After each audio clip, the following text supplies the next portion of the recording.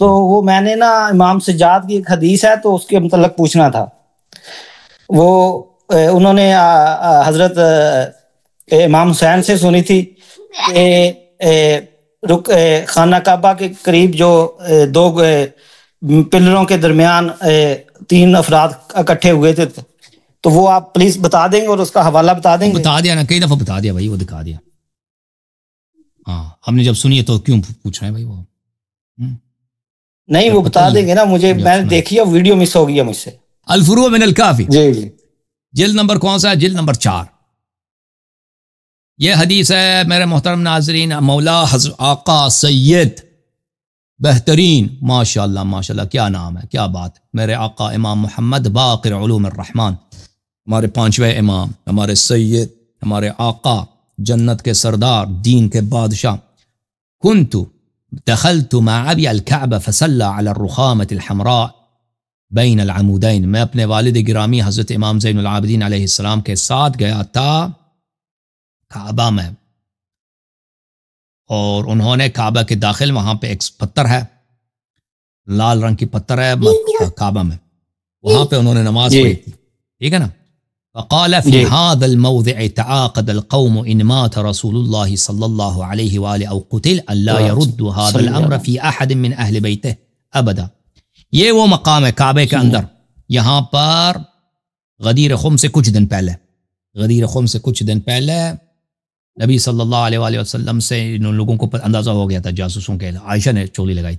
کہ نبی صلی اللہ علیہ وآلہ وسلم غدیر خم میں جا کر امیر المؤمنین علیہ السلام کی امامت کا ایک دفعہ پھر عہد بیان کریں گے اور سب سے بیعت لیں گے. تو یہ لوگ پہلے ہی سے انہوں نے وہاں پہ میٹنگ کیا تھا کعبہ کے اندر کہ اگر رسول صلی اللہ علیہ وسلم کی وفات جب ہو جائے تو ہم امامت خلافت کو کبھی اہل بیت میں نہیں جانے دیں گے, کبھی اب قیامت تک نہیں جانے دیں گے. قلت ومن کان, میں نے پوچھا اپنے والد سے حضرت زین العابدین علیہ السلام سے پوچھا وہ کون تھے؟ قال کان الاول والثانی,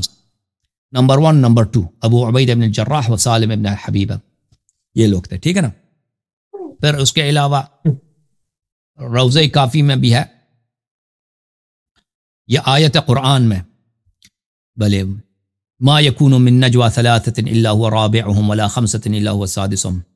جب منافق آپس میں بات کرتا ہے نا, 3 اگر ہوں تو اللہ چوتھا اللہ ہے,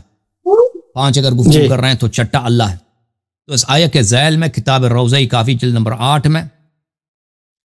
یہ صفحہ نمبر 179 میں حدیث نمبر 202 ہے. مولا حضرت امام جعفر صادق علیہ السلام سے روایت ہے کہ نزلت هذه الآیہ فی فلان و فلان, فلانی اور فلانی, نمبر 1 نمبر 2, یہ 3 اگر ہوں تو چوتھا اللہ ہے, 4 5 اگر ہوں تو چھٹا اللہ ہے, زیادہ کم ہو اللہ ہر جگہ ہے. یہ ان کے متعلق ہوا تھا کہ آپس میں یہ سازشیں کر رہے تھے نا. وعبید الجراح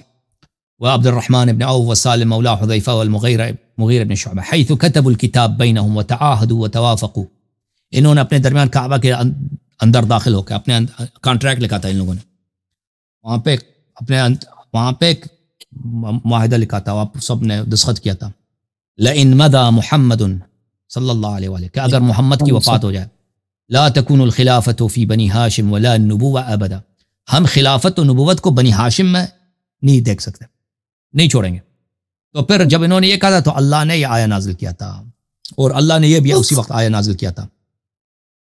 انما النجوى من الشیطان, یہ جو ہے یہ شیطان تھے کہ آپس میں انہوں نے سرگوشی کی اور آپس میں کیا تھا, آپس میں ان لوگوں نے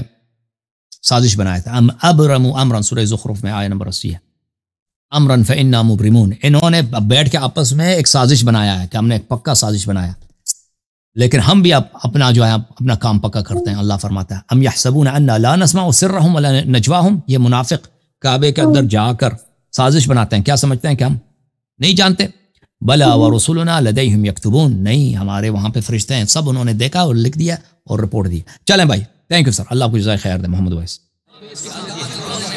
جوم جاؤ پرواز کرو, کیوں فخر سے سر اٹھا, کیونکہ اللہ تعالیٰ نے تمہیں انتخاب کیا, صراط حق پر صرف تم ہو, صراط ایمان پر صرف کیا, کیونکہ اللہ تعالیٰ نے تمہیں انتخاب کیا, صراط حق پر صرف تم ہو, صراط ایمان پر صرف